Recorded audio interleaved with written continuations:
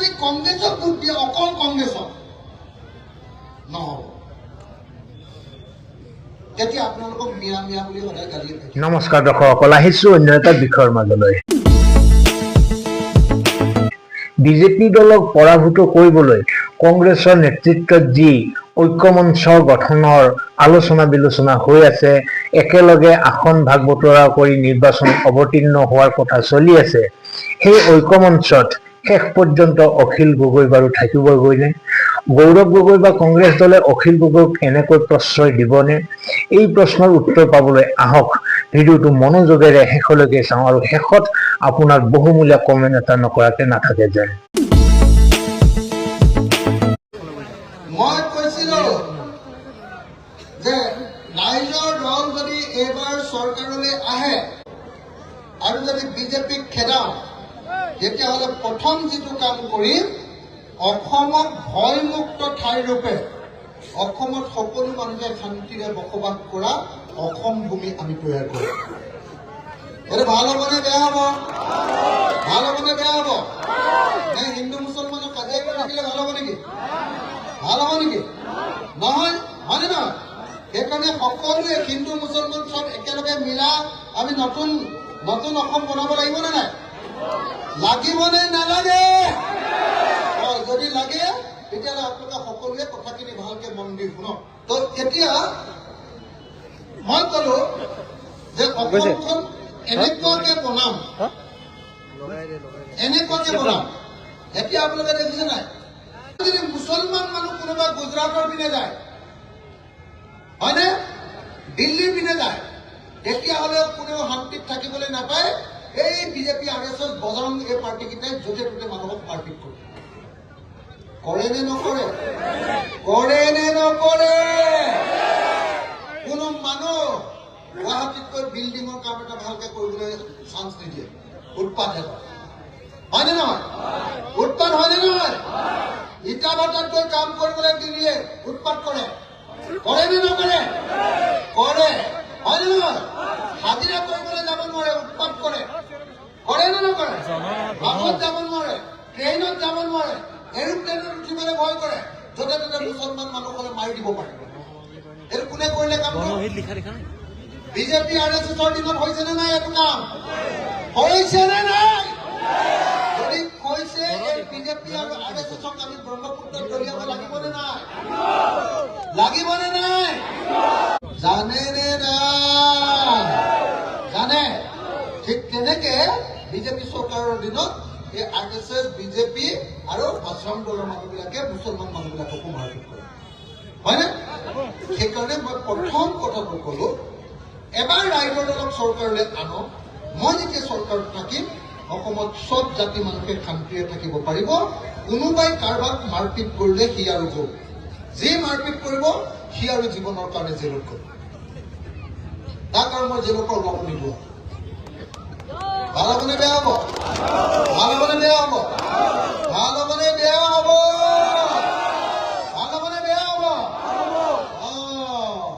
যদি RSSৰ মানুহে, যদি বজৰং দলৰ মানুহে যদি অসমৰ মানুহক কৰবাত মাৰপিট কৰে, মই সেই RSS আৰু বজৰং দলৰ মানুহক জেলত যে ভৰাম, জেলৰ পৰা সি কোনোদিন ওলাই আহিব পাৰিব।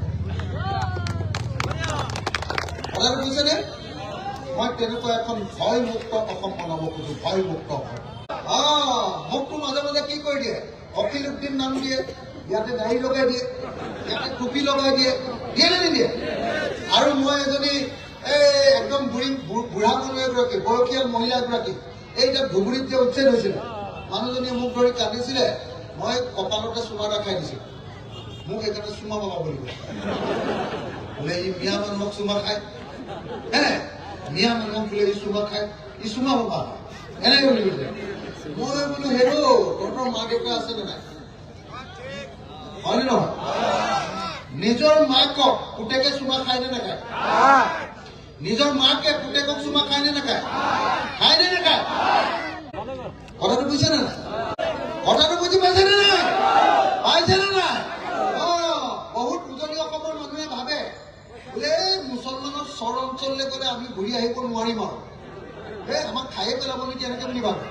বুঝছে না মই আকৌ চৰৰ মছজিদত মই আকৌ চৰৰ মাদ্ৰাছাত গৈ ৰাতি 2টা বজাত মিটিং পালোঁ মই গ'লে মানে 2টা বজাতো একদম মাদ্ৰাছাত মানুহ ৰৈ থাকে মছজিদতো ৰৈ থাকে হা একদম গাঁৱৰ ভিতৰতো ৰৈ থাকে মোকতো ভাই কোনো এদিনো মৰাও নাই কটাও নাই গালিও দিয়া নাই একোৱে কোৱা নাই কেলে মই হিমন্তৰ নিচিনাকে আমুকক খেদিম আমুকৰ ঘৰ ভাঙিম আমুকক মাৰিম এইবিলাক কৈ নাথাকে হয়নে নহয় আপোনালোকক প্ৰথম কথা ক'লো ৰাইজৰ দলত ভোট দিয়ক ৰাইজৰ দলত ভোট দিয়ক এখন শান্তিপূৰ্ণ গণতান্ত্ৰিক ভয় নথকা চবেই মিলা মিছাৰ এখন অসম গঢ়ি তুলিব কথা বুজিছে কিন্তু অকল যদি কংগ্ৰেছক ভোট দিয়ে অকল কংগ্ৰেছক নহ'ব